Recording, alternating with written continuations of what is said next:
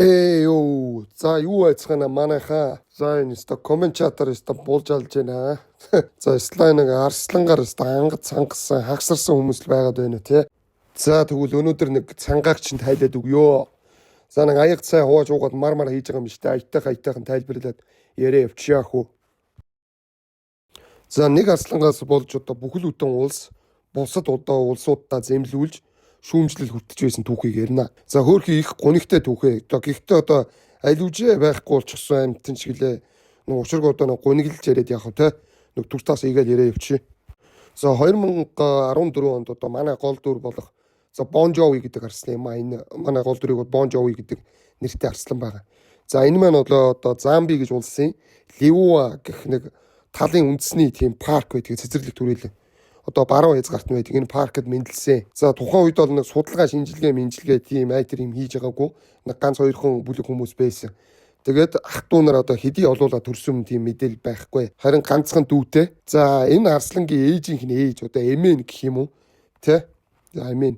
За леди Лиуа гэх одоо анхны одоо арслан. За тэгээд анхных гэж байгаа одоо эрслэн штэ.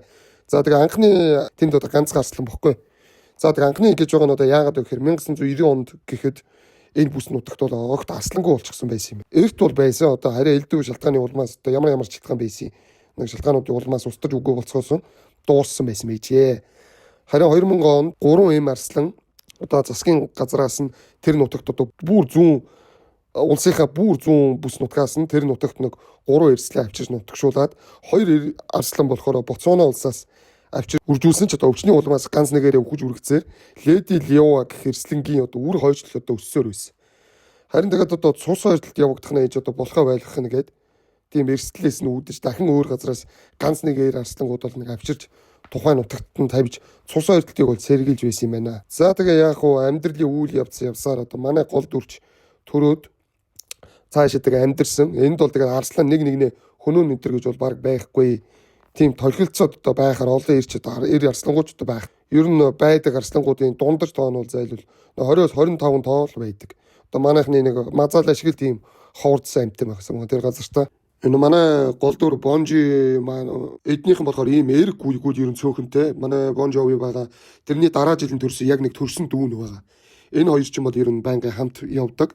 Тэгээд 3-4 нас үрцгээгээд эцэг нь болохоор арслангийн хуулиасаар хэдий сүгүүлээч гэсэн хөөгөө явуулсан. Тэгээд дүүтэйгээ яваад хоёулаа бас нэг өөрсдийнхэн бахархлаас гаралтай бас эндээс нэг авчирсан нэг жижиг сажиг эм эрслэнгүүдтэйгээ нийлээд нэг бахархал болоод бас амьдэрсэн байгаа маа. Эдгээр ч юм бол маш цөөхүүлээ амьдэрдэг гэж хэлж болно энтхийн арслангууд. За тэгээд эн чинь бас ингээд өөр нутагт гэж өөр хэсэгт нь аваачсан өөрийн бүстэй болчихсон байхны гаднаас бас нэг цус сэлбэх зорилгоор нэг жилээс жил ганц хоёр эр арслангууд авчирдаг. За тэд нартэй бол нэг нутгаа хамгаалж бол зодтолтын хувьд бол зодтолтно. Гэхдээ нөгөө масамара эдэр шиг тийм алан эдам бол болно гэж бол эднэр тунд огт байхгүй. Зүгээр нэг толгилцол ганц хоёр гар зөрүүлээл салчихдаг гэж ойлгож байна. За тэгээ ийм цөөхүүлхнээ оршдог болохоор эдгээр чинь ан авдууд эрзүүлэн орохгүй гэсэн юм байхгүй. Шууд ан авдаа өөрсдөө гардаж оролцоо явдаг. Ялангуяа энэ Бон Жови бол ер нь од сүхрлөө дандаа ганцаараа дайрдаг. Ганцаараа дандаа тулалдаг.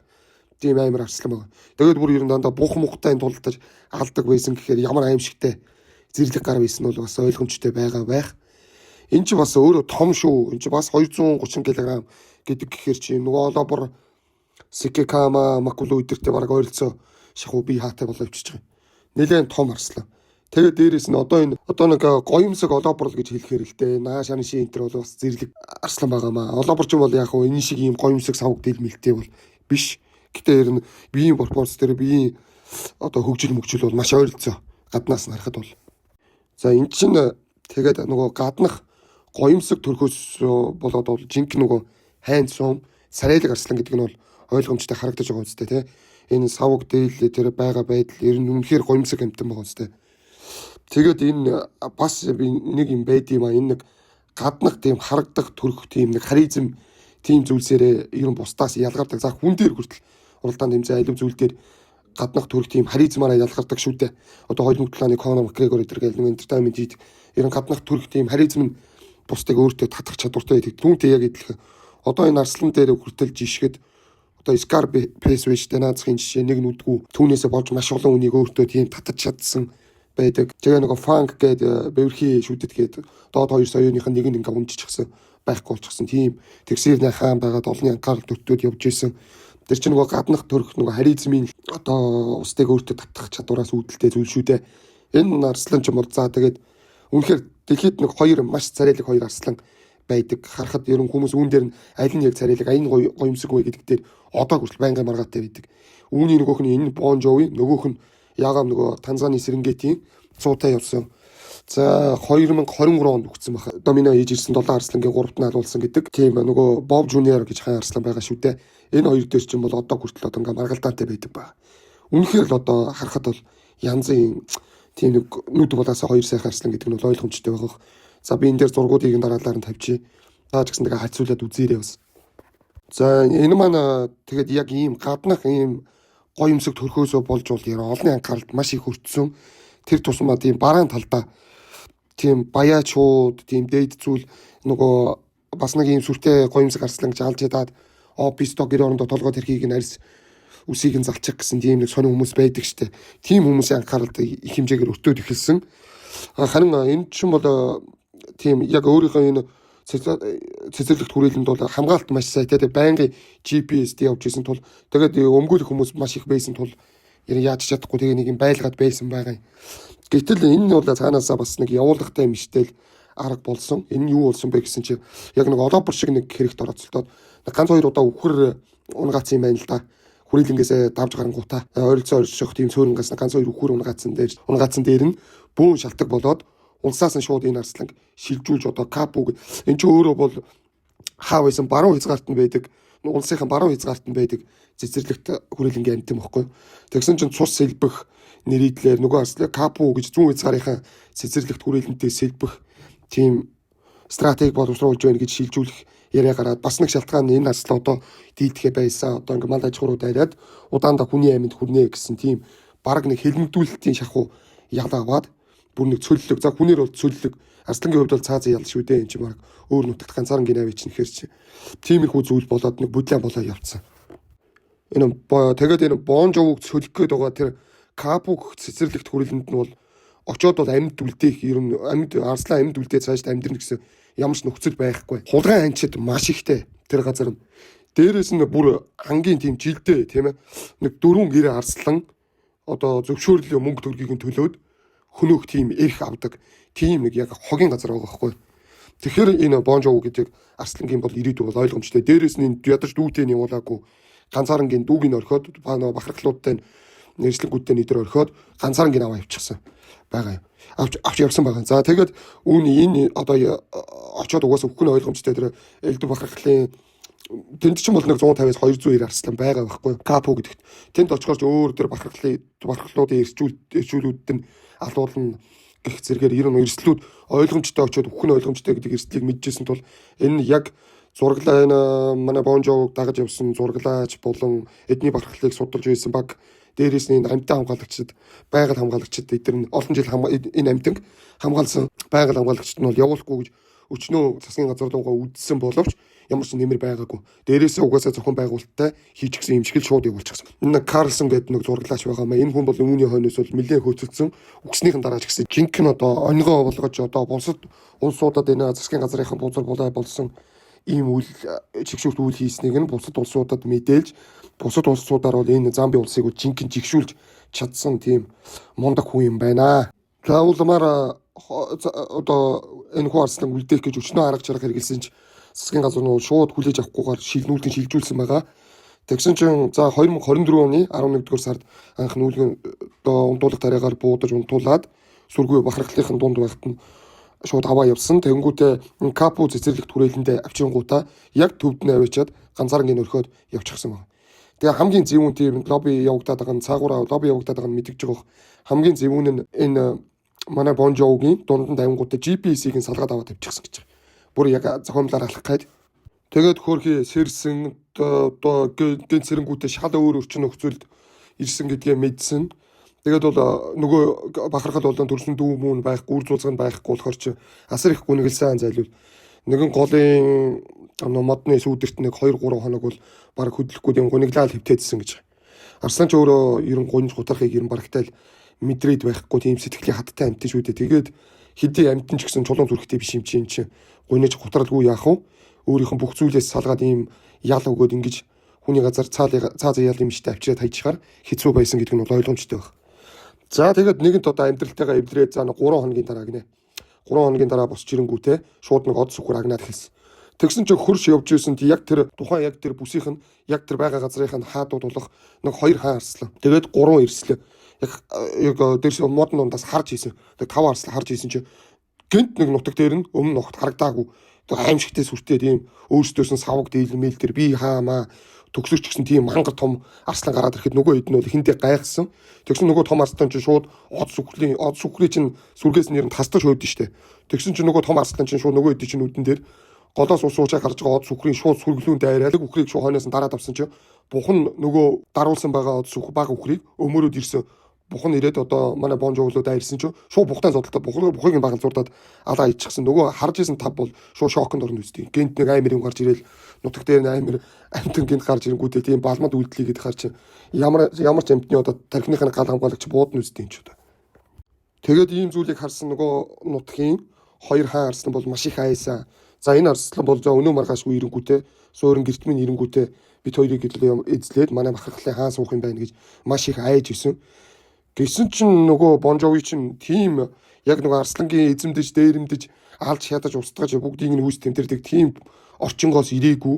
Ерөн бусадтай ерэн дандаа тийм нийтлэг бөөнөрөө ерэн алаа хедаан зодон зохионгүй байдаг орчноос ирсэн болохоор тэр хоёрыг одоо алж шатаа тийм балмад үйлдэл хийгээд авах бол сонирхол байгаагүй. Гэтэл нөгөө тэр тухайн бахархлын эрслэнгүүд нэг за хамт явж байсан 3 эрслэн гэдэг байгаа ш. Тэр 3 нь ирээд бол Бонжовтой хоолыг нь хуваалцаад идсэн. Бонжови ч эвтэй найртай идсэн. За тэр эрслэнгүүтээ нэг сүжрээд эхнэр нөхөр болоод бол амьдрахыг хүсээгүй. Харин нөгөө Монгол адуу нутгаа мэддэг гэдэг шиг эн чинь бас нутгаа нэг салхи малхины урсгалын чиглэлээс болоод ч юм уу нутгаа бас мэдээд аль зүгт байгааг нь бас мэдээд баруун зүг рүү ерөн голцоо тэмүүлэх маркет өдөр хоногийг бол өнгөрөөж исэн байгаа. За гэхдээ эн чинь өөрийнхөө одоо цэцэрлэгт хүрээлэнгээс баг 900 км-ийн цаана байгаа амтэн маш хол зайтай байгаа. Дээрээс нь дундаа тэр чинь 2 том хашлагыг давах болно гэд ер нь бол баг боломжгүй шахав зүйл л дээ. Гэсэн ч ер нь баг нутаг руугаа тэмүүлсээр л байсан байгаа. За тэгээд энэ хэдий муу ч гэсэн ажлаа яран баг муу хийдэг гэж хэлчихэд баг болохоор юм билээ зайлвал. Энэ капу цэцэрлэгт хүрээлэнгийн нэг байгаль хамгаалагч гэдэг нэг хэдий юм байд юм шиг байл. Тэдний яриагаар бол за тэр нэг хэдэн үнийхэн яриа байгаа ярилцлага. Тэн дээр бол за бид нар бол нэг анзаараагүй байсан чинь энэ капугийн цэцэрлэгт хүрээлэнд нэг үл мэдэгдэх маш тийм том сүртэй зэрлэг арслан бол гинт гараад ирсэн. Хойноос нь ганц 2 эрслэн дагчихсан гэж байгаа маа. Тэгэхээр ганц 2 эрслэн дагчихсан гэхээр түрүүний нэг од сүхөр унгахт нэрдэг 3 эрслэнгийнх нь ганц 2-ын дагаад ирсэн юм шиг байна. Баруун зүгийг бол чиглээ явж яваад байгаа нь өдөр мэдэгдээд байсан. Тэр 3 эрслэн 3 арслан яваад байгаа нь бол мэдэгдэж байсан. Тэр арслан бол гэхдээ тэрний явах тэр баруунчаа явах замд нь олон том бахархал байгаа ч гэсэн тэр бол ер нь бүгдийг нь арчаад байсан гинэ. 3 хаан арслантай бүлэг байдаг. Ер нь бахархал байдаг. Тэрүүгээр ер нь барагтай амттай арслан бол дайрч гардггүй. Тэгсэн чинь тэр шөнтөө бол өстой пижгэнс амар л арслангийн хүрхрээ алаа эдаан болоод байгаа юм шүү дээ. Чимээ гараад ирсэн. Тэгсэн чинь маргааш нь болсон чинь манай нөгөө Бонжоуч нөгөө 3-ыг арчиж хайчингуудаа яах вэ нэг алж чадахгүй ч гэсэн урж дийлдэхгүй гэдгийг мэдээд гэж одоо харуулсан юм шиг байна. Тэр 3-ыг арчиж л хайсан юм шиг байна. Тэнгүүтээ баруун зүгт нь гараад явж исэн нөгөө 2 эрсдлэнгээ дагуулаа явж исэн гэж. Тэнгүүтээ нөгөө байгаль хамгаалагчд нь хэлж за тэр бол үнэхээр аимшигтай юм тийм байлээ. Тэр бахархлын 3 хаан арслан бол ер нь тухайн бүс нутагта жинхэнэ хаадууд байдаг. Ер нь харсан болгоно ер нь дуусгадаг. Гэтэл тэр ганц том биетэй сүртэй хаан арслан тэр 3-ыг зүгээр айчингуудаа гараад ирсэн гэдгийг бол бид нэр ер нь хамгаар мэдж байна гэсэн гэж. Тэгээд нөгөө 2 эрслэнгээ дагуулж өдөр хоногоор явсаар за замд нь бол тийм торгоох юм бол байгаагүй. Зүгээр ер нь бүгднийг зогсоох гэсэн эр арслангуудыг л бүгднийг хүүш тэмдрэл яваадсан байгаа. Тийм зогсоох хүчээр байгаагүй. Ашгүй нэг юм арай хулгай манчтад алуулахгүй явсаар хагаад тэр капу цэцэрлэгт хүрээлэнгийн баруун хил дээр нь хүрээд ирсэн. Маш том тэр чин амт орж гарах боломжгүй маш том хашлаг торнууд байгаа шүү дээ. Тэрэн дээр нь хүрээд ирсэн. Тэгээ ер нь цаашаа давж чадахгүй байгаа тул тэр хил дээр нь тулаад тэн дээр ирэн амьдраад эхэлсэн нөгөө 2 эрслэнтэйгээ. Тэгээ өөрөө ганцаараа явгуудаа л сүхрээ халаад нөгөө хоёрыгоо хооллол ер нь арслан чи эрслэнгүүдээр тижээлгээд идэв штэ. Гэтэл эн чин бол биш. Жинхэнэ нөгөө манлайлагч үдирдэгч Альфа мейл гэдэг шиг ер нь бүгдийг өөрөө бэлдэж амьдралтайгаа жинхэнэ өөрөө нүүр тулж исэн мө. Тэгээ яг амтын юм хойно эднэр чинь бас тэгээ үржилд ороод хөөхөө эн чинь энэ 2025 оны одоо энэ онд гэсэн үг шүү дээ. Энэ оны одоо 2 сард гэхэд нөхөөхөө 2 3 гүнтэй болчихсон байгаа нь бол яг тэр хилийнхаа бүсдэр байгаа нь бол харагдсан байна. Тэгээ нэг овоо сайхан нэг амьдрах айдаад байж хат нэг гентийн зүйл болоод яг ямар учир шалтгаанаас гэдэг нь бол ойлгомжгүй. Одоо энэ оны 2025 оны 4 сард одоо энэ алдартай Бон Жови Арслан маань үгсэн байдалтай олджээ гэж. Үүн дээр одоо бүр Арслан судлаач нар өстө бөөн хэл ам болсон. Ялангуяа нөгөө зураглаач Карлсон гэдэг хүн бол өстө үггүй хойноос нь хөөцөлдөж одоо улсаас нь ял асууж исэн байгаа. За түүнийг үгснийхэн дараа бол за тэрээр за нэгдүгээр учир нь бол за Арсланд бол алуулна гэж байхгүй. Ийм том биетэй тэгээ ийм одоо од сүхэр дээр идэр тулааны арга барил бяр чадлыг төгс суучсан. Тэгээ идэр настай 11 настай гэдэг чинь бас үзээтэй байсан цаг шүү дээ. Тэгэхээр энэ бол Арсланд алуулахгүй гэдэг. За энэ нь бол ойлгомжтой. За хоёрдугаар хугацаа хулгайн анжтад бол алуулсан гэхэд бол хэцүү. За цогцсон байсан гэхээр түүнийг бол хулгайн анжтад алсан бол толгой тарих одоо бүх арьс ширмээр ер нь бүгдийг энэ соём бүгдийг аваа явчих шүү дээ. Тийм болохоор за хулгайн анжтад бол алуулаагүй гэдэг нь бас ойлгомжтой. За дэвшүүлж байгаа хоёр том шалтгаан байгаа. За өвчин бол байж болох юм а бас нэг нэгдэх бусын өвчин. За тэр ганцаараа үлдэж гэнэрхснээс болоод тийм нэг дотоод өвчин бас хүнтэй адилхан туссан байж магадгүй те. Тэрийг бас хэлж мэдв. За дараагийн шалтгаан нь бол энэ яагаад энэ улсаас нь ингэж бүр дээд зүйл нь улсынхан дээр томцуул албаар ингэж баг хүчээр шахуу явуулах болвоо гэдэг шалтгаан баг. За тэгэхээр улс төрийн хүн оролцоод тэгэхээр энэ мэдээж маш том мөнгөний асуудал болоо явчин тийм ээ. Тэгэхээр түүнээс улбаалаад дараагийн шалтгаан нь баян хүн те. Учиргүй их мөнгөтэй баян хүн тэр улс төрийн хүнд мөнгө төгрөг өгж хахуулдаад энийг ингэж өөр газар аваачаад өөрөө очиж тэгэж буудаж алсан байх магадлалтай алж тийм кап авсан те нийгэм сүртэй олонтой нэгсэн юм сүр бараатай арслан алж тийм сэтгэл зүйн таашаал авдаг тийм хүн байсан байж магадгүй гэсэн энэ магадлал бол хамгийн өндөр магадлал юм байлээ. Зайлвал ингээд энэ хүн амьтан хөөрхий дууссан байгаамаа. Тэгсэн чинь тэр зураглаач Карлсон Арслан судлаач нар болон тэр зураглаач амьтан хамгаалагчдын тэр бол улс руу нь бол Замби улс руу бөөн дайралтай улс төрлөө засгийн газар руу бөөн дайралт үүсгэсэн. Тэгсэн чинь хөндлөнгийн нөгөө улсууд бас мэдээ Замби, Кения, за Танзани эдгээр улсууд эднээс чинь нөгөө нэг ер нь одоо тийм солилцоо молцоо хийж мөнгө төгрөг санхүүгээр эр арслангууд авч энэ арслангуудтайгаа үржилд оруулж ингэж статистик нөгөө генетик өөрчлөлт хийж явдаг байхгүй. Генетик өөрчлөлт хийдгийн одоо гол шалтгааны хамгийн цогт одоо төгс бүтээл нь одоо энэ манай Бон Жови байгаа. Маш холоос цус сэлбсэн те. Алив амьтан чи ер нь цус сэлбэхэд хүртэл тийм чадвар амьдрах чадвар сүр хүч дүр төрх нь өөрчлөгдөж саяжирж байдаг гэдэг шүү дээ. Хүн дээр ч хүртэл ялгаа байдаггүй үстэй. Нэг сум юм нэг сумдаа сумынхаа үнтэй ингээл тойргоор ингээд суугаад байвал ямар өлегтэй байх вэ тийм ээ? Аль болох хүн ер нь холоос одоо гэргийн мэргийн одоо нөхөр сүудэр авч ивэл оюу хүүхдийн төрөх оюу ухаанд ч гэсэн арай хэрэгтэй байлгүй дээ. За энэ бол миний л өнцөг шүү. Тэгээд элдв бусаар ургуулж бодоод муулаад эхлэв. Зүгээр миний л өнцөг гэж ойлгочаарай. За тэгсэн чинь нөгөө арслангууд импортлж оруулдаг Ботсвана, Кени, Танзан зэрэг улсууд бол за өстой танай улстай дахид ийм бол одоо солилцоо импорт энэ төр бол байхгүй. Танайхыг бол ер нь тэр чигээр нь хаалаа. Ийм яриа дахиж байхгүй гэсэн. За жинхэнэ нөгөө Замби улс ч юм бол эвгүйцэд эхэлснээ бол ойлгосон. Тэгээд улс төрөөс нь хүртэл засгийн газраас нь мэдээлэл гаргаад за энэ бол үнэхээр бидний буруу, шилжүүлдэг нь бидний буруу байжээ. Тэгээд энэ хүү хэргийг одоо яг хүний хэрэг шиг авч хэлэлцэж хөөж байгаа шинжилгээ судалгаа бид нар бүгдийг нь хийж байгаа гэсэн байгаа. Тэгсэн чинь зураглаач Карлсон та нар одоо тэр нэгэн төвчгсэн амьтны хойноос та нар дахиж босгож ирэх биш. Хин одоо хиндэ ялархаад хиндэ өрөвдүүлэх гээд байгаа юм бэ? Та нарын бол жинхэнэ цэвэр та нарын буруу байгаа гэд. Манай хүн бас энэ Америкийн зураглаач юм билээ. Энэ бол бас нэлийн балбаад өгсөн байгаа. Тэгсэн чинь одоо нэгэн тал ингээд үхчихсэн одоо дахиж төрөхгүй юм чинь тийм болчихсон юм чинь одоо тэр үлдчихсэн байгаа. Тэр капууд үлдчихсэн байгаа 2 эрсдлэн 3 гүйг байгаа. Тэд нар бол одоо хаан арслан байхгүй болчихсон юм чинь тэд нар бол аюулд орсон. За 2 эрсдлэн яг буцчих шунгуудаа өөрийнхөө хуучин гэртээ очиж тийм. Тэр 3 гүйг бол үхнээ. Тэднийг бол эргэж 3 гүйгээ дагуулад очих юм бол алаа ичнэ. Өмнөх 2 хаан бол алаа ичнэ. Тийм тэр одоо удмыг нь залгаж цаашид амьдрах 3 гүйгийг нь өөрсдөө цус нэгтэй нэг эцгийн төлөвд болон тэр төрсөн дүүр дээр нь аваачиж өмнөх одоо цэцэрлэгт хүрээлэн лүү аваачаа гэсэн яриаг одоо Карлсон нийтэд дэлгэсэн байгаа. Энэ нь бол маш их дэмжлэг аваад засгийн газар нь эргээд тэр 2 эрслэн 3 гүйгийг за нөгөө манай Бон Жовигийн төрж өссөн Леуба гэх цэцэрлэг түрээлэн лөө засгийн газар бүр маш их хүч чамаалт гаргаад маш яаралтай. Одоо тэр чинь бол сандарсан л үйлдэл шүү дээ, тий. Гэмээ зариулах гэсэн. Маш яаралтайгаар тэр тавыг нүүлгэн шилжүүлээд тэр Леуба цэцэрлэгт хүрээлэн тавьчихсан ба. За тэгээд шууд тавьчаагүй. Тэр чинь тэгээд манай Бонжоугийн нөгөө төрсөн дүүн тэр нутагч чинь бол хаан байгаа шүү дээ. Нэг тор моронд нэг хэд хонуулсан гинэ бас нэг яадаг чимдээ нэг хэд хонуулсан гэ тэрийг нь дэлгэрэнгүй бичээгүй байна лээ. Нэг хамт бас дасгасан юм шиг хэд хонуулсан юм шиг. Тэгээд угаасаа тэр нэг эцэг ихээс төрсөн болохоор Бонжоугийн дүүч ахыхаа төлөвлөлт гэдгийг тэр 3 гүйгийг мэдсэн. Тэгээд нэг хэд хонуулангуудаад тэр 3 гүйг 2 эрслэнг Бонжоугийн дүүтэй нутагт нь эргээд бахархал дээр навичаа тавьсан. Тэн тарин тэгээ ямар ч тийм алаа хедаан тийм хоорондоо зодтолцсон юм бол байгаагүй гэж. Тэгээд нэг цаашдаа нэг хамглан одоо хүртэл ингээ амьдрц цааж байгаа гэх. Тэр нэг арай гэгээлэг нэг мэдээ орж ирж байна. Өнөөдрийг хүртэл одоо тэр Бонжоугийн хэргийг бид нэр судалсаар байна, шинжилгээ хийсээр байгаа гэсэн нэг шал утгагүй хариултыг тэр Замбигийн засгийн газар нь бол өгсөөр л байгаа юм байна.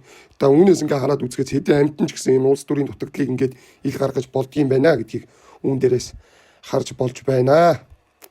За тэр Карлсон гэдэг зураглаач хүртэл үнэхээр одоо мундаг өөхгүй хойноос нь явсны хүчинд ингэж нэг аливаа тэр улсын засгийн газрынх нь тэр заваан үйл явдлыг олон дэлгэсэн гэж үздэг юм байна. За тэгээ энэ Бонжоуи гэдэг юуг нь нэрнийхэн утгын судлаад үзэхээр 1983 онд үүссэн юм нэг рок поп хамтлаг байсан юм байна л да. Түүний одоо Бонжоуи товчсон нэрээр Бонжоуи гэдэг нэг анхлагчтай. За түүнийхэн нэрээр нэрлсэн юм байна. Энэ Бонжоуи гэдэг хамтлагч одоо тэр Симба киноны гунигт дуу муу хүртэл дуулж исэн. За 1983 онд үүссэн гэж. За нэг 90 он 80-аас одоо 90 оны хооронд бол заавал нэлээд л одоо шуугуулж исэн хамтлаг гинэ. Бас зарим бус дуунуудыг нь сонсч л байсан дуунууд байлаа. За би энэс нэг хальт тасцсан хэсгээсээ тавиад үзүүлье.